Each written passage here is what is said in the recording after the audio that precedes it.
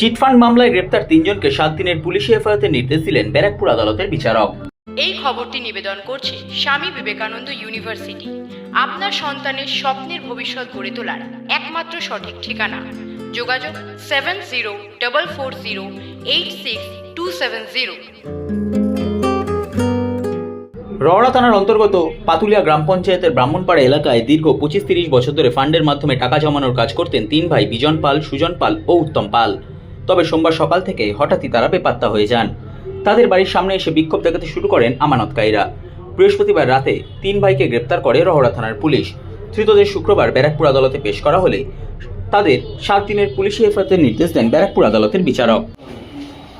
আর টাকা কি ফেরত দেবেন? টাকা ফেরত দেবেন? টাকা ফেরত দেবেন আপনারা? কোথায় চলে গেছিলেন টাকা নিয়ে?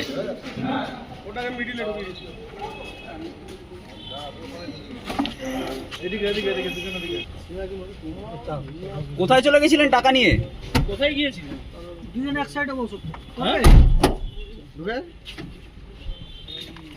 ফোনটা দেন। কোনটা রে?